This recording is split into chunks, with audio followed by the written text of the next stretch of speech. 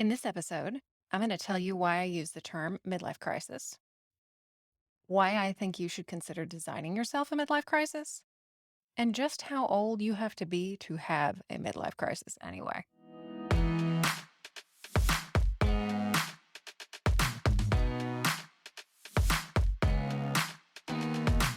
Welcome to Not Your Mama's Midlife Podcast with Stephanie Lee. On this show, we're going to talk about what it means to be a late Gen X or early millennial woman dipping her toes into midlife. I'm talking specifically to the woman who sees this stage of life as an opportunity to reflect on her life to date and to begin the second half with intentionality and purposefulness, whatever that means to her.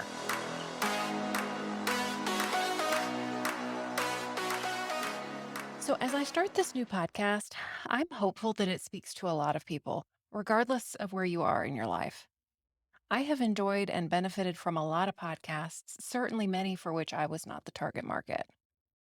Whatever your story, you are welcome here, and there's space for you. But for a moment, I want to be very specific and call out the people that I'm talking to specifically. These are professional women with a body of work who are in charge of their own lives, who get shit done on the regular, who are accomplished and proud of it. And yet, they have a sense in their quiet moments that somehow their life is happening to them. All of the decisions have been made, and now they're just along for the ride. What I want for you, listener, and why I am a life coach and why I'm doing this podcast is possibility, a sense that all of the decisions have not been made, a sense that growth and change is possible, a sense of spaciousness and openness about your life, as well as one of your own agency. I want for you to be able to see that the path you are on, both the journey and the destination, are something you have created through your own thoughts and beliefs. Not that you have manifested it by thinking certain thoughts, but the decisions that you made in the past and the way that you think and believe has created within you emotions that have caused you to show up in such a way that it has created the life you have now. We're going to talk a whole lot more about that in later episodes, but let me tell you, it is not about blame, and it is completely about empowering you. But because it is true that you have created your life, you can get rid of the along for the ride feeling and start driving the car again. So we're going to stick with this car metaphor in this episode. It fits. And because it's 2022, we're going to assume it's a car with self-driving capabilities. What I would offer you is that you got in the self-driving car, set the destination on the GPS, chose the route, and then allowed yourself to be lulled to sleep by road noise. Now you've woken up and you can't remember where you were going or why. You think you're along for the ride, but you never have been, and you never will be.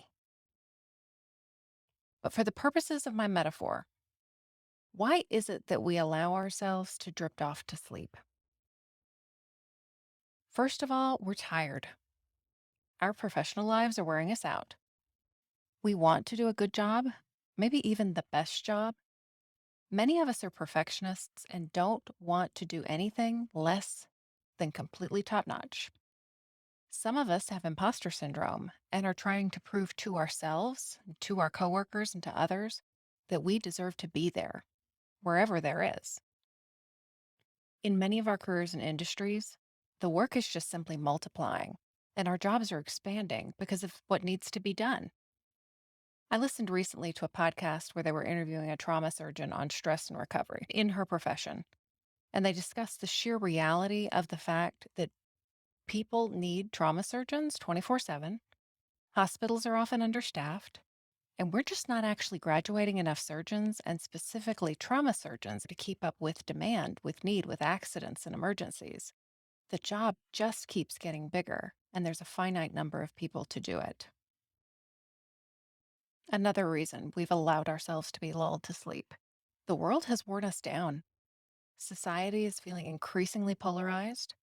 We've been in the midst of a pandemic going on 2 years, which seems to be a new way of life.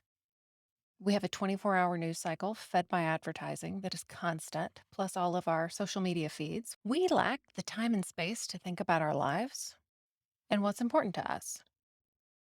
But the other piece of that is that if we did have the time, most of us don't know what we would even do with it.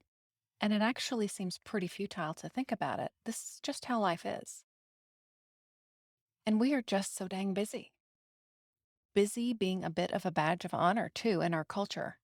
And we don't actually have a really good sense of what we do with free time, with white space on our calendar. We think about that last time we had free time and we didn't really use it wisely, whatever that means. For most accomplished people, our inner voices, the voice that talks to ourselves in our own head, it isn't actually very nice. We make judgments about ourselves, fuss at ourselves to keep moving. We take account of our weaknesses, and we think and attribute all of this to self awareness. A lot of us are staying in our sympathetic nervous system all the time. We're on in fight or flight. Again, something else that's just simply wearing us out. We also have habits in place to calm ourselves down at the end of the day, maybe like having a drink, looking forward to the satisfaction of being full after a good meal, decompressing with a little Netflix, all of which offer us some measure of relief and the ability to check out, but are not actually necessarily restorative in terms of allowing us to get the rest that we need to recover in brain and body for our lives. What else lulls us to sleep? Our brains like the comfort of things staying the same. They're a bit fearful, and that is familiar feels safe. They also produce the same thoughts every day, which tends to produce the same routines and habits. All of these factors together contribute to us being metaphorically lulled to sleep in our lives. But then something shakes us awake. We hit a pothole in the road. So often it's a problem that's come up for us. You're overweight and you can't seem to kick it. Maybe you lose someone important to you. You realize you're drinking more than you'd like to. Your doctor tells you you need to start taking your health more seriously. You can't get over being sick. You find yourself hitting snooze every morning. You don't feel like you have time for anything, and you're burned out all of the time. You take a vacation, but when you come back, you're just as tired as when you left.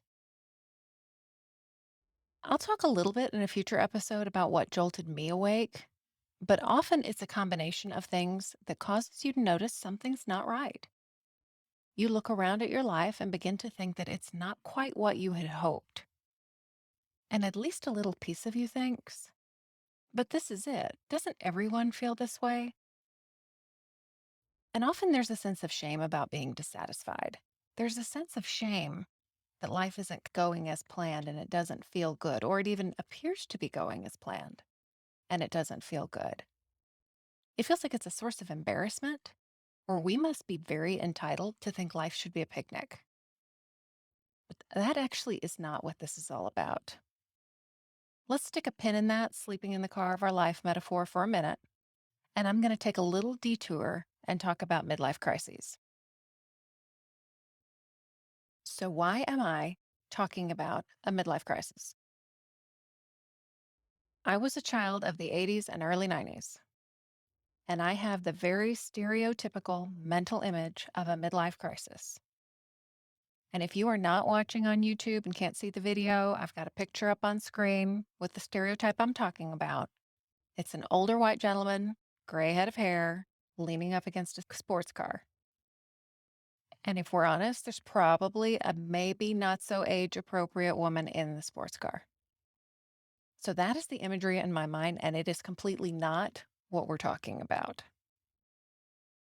The term midlife crisis originated with Elliot Jacques, a Canadian psychoanalyst and management consultant. This was in the 1960s, and it was used to refer to a crisis of identity and self confidence, brought about in midlife, early midlife actually, by a lack of accomplishments, a sense of mortality, and the realities of aging. He characterized it as separate and distinct from burnout, grief, and other crises, though I'm going to argue that things like burnout and grief and other emotions brought on by life events are often contributing factors to the sense of a midlife crisis.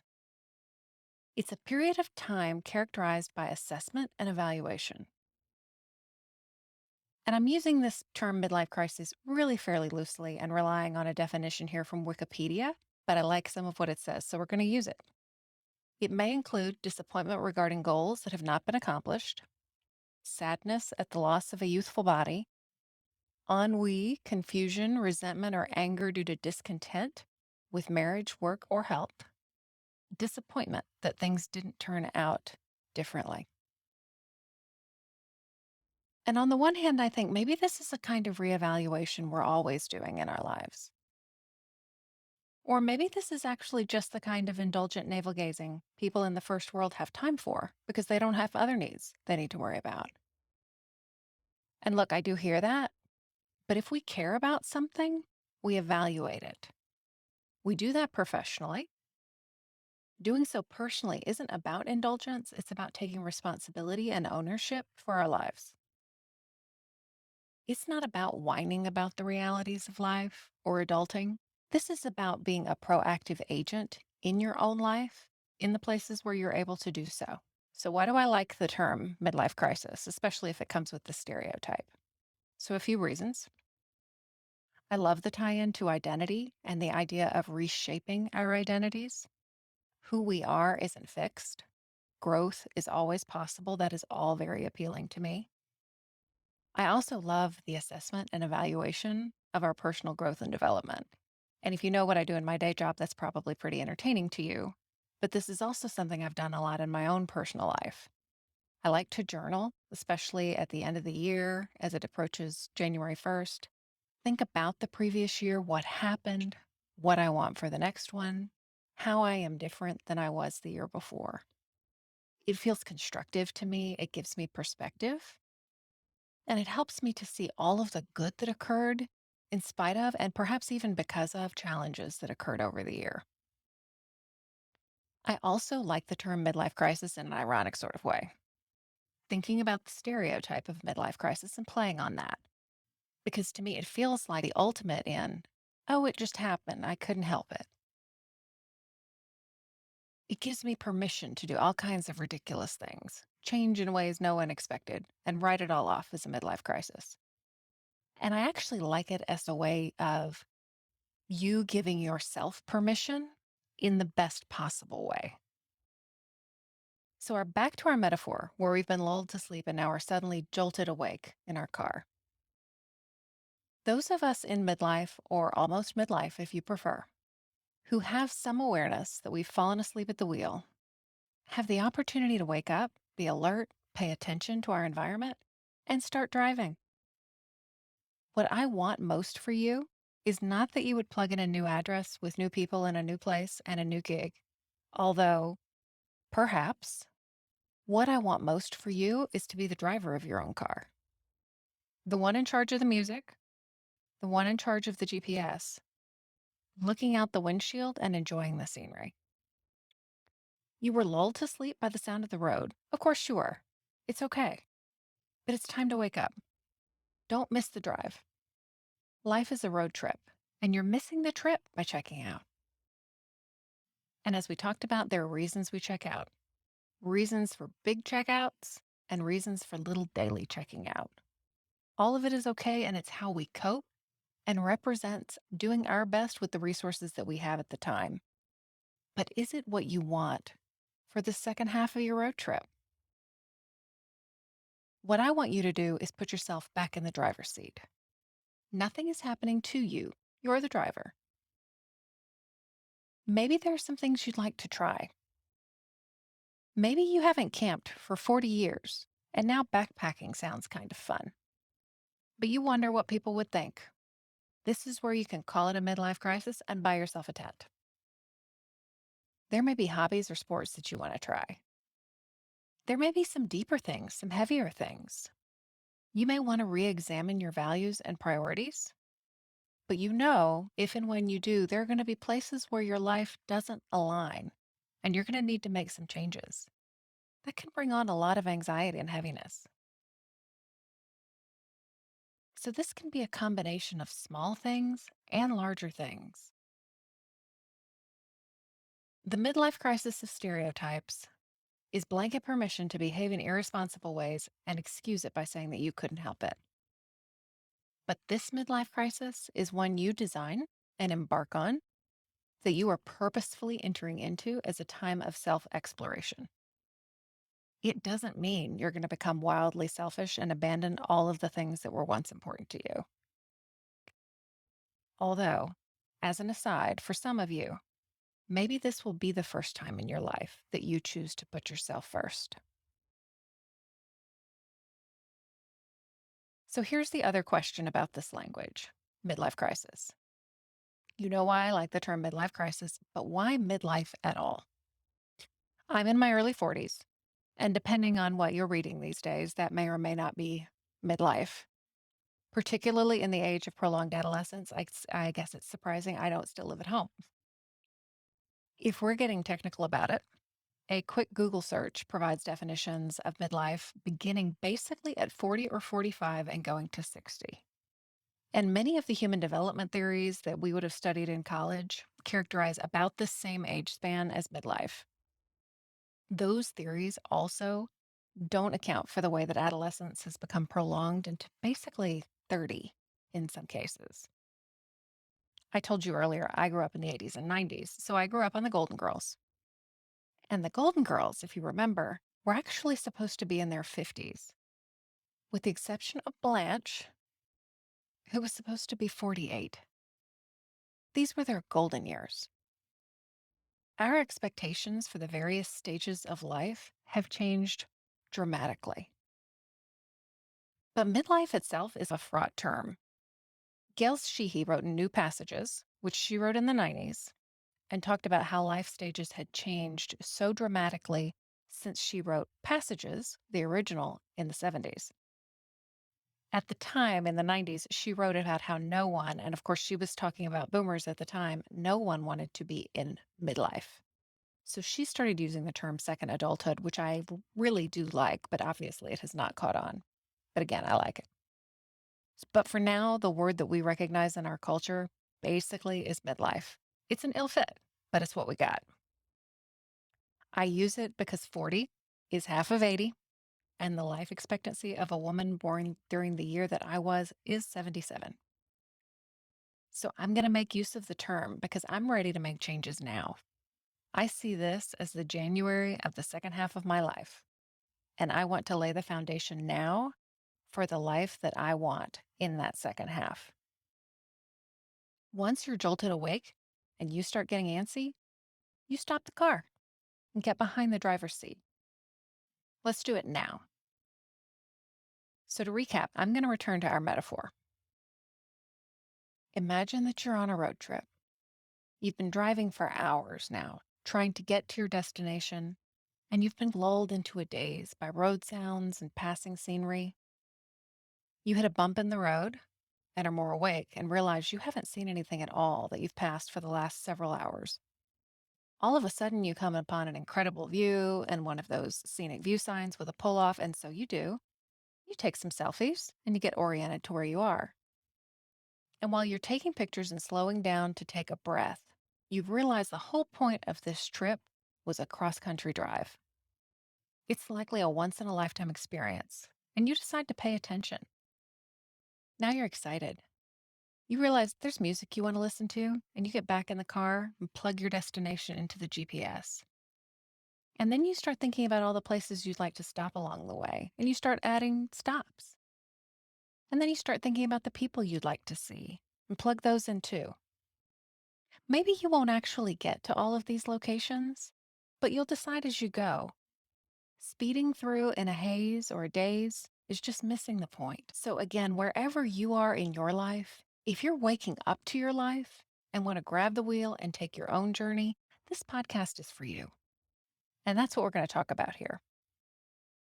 I'm looking forward to it, and I hope that you are as well. And I have a little something for you. If you go to stephanieleecoaching.com/episode 2, You'll find not only the show notes for this episode, but a link for a worksheet with some questions that you could apply and use to think about what we've talked about today. It's just a few questions, and you can use this either as a worksheet, maybe as a journal prompt, maybe just simply some questions to take with you on your walk, whatever works for you. Again, that's going to be stephanieleecoaching.com/episode 2. And that link is also in the description of the show on whatever podcast app you're listening to. So we're done. That was our second episode of Not Your Mama's Midlife Podcast. I do hope you plan to join me back here on your favorite podcast player for our next episode. We are also over on YouTube. Wherever you do watch or listen to the show, please do subscribe. It really helps us to get some visibility, and share it with a friend who you think might enjoy it as well. As promised, in future episodes, I'm going to tell you a little bit more about me and my story and what I have planned for this podcast. That's all. It's been great fun, and I can't wait to chat with you again soon. Bye.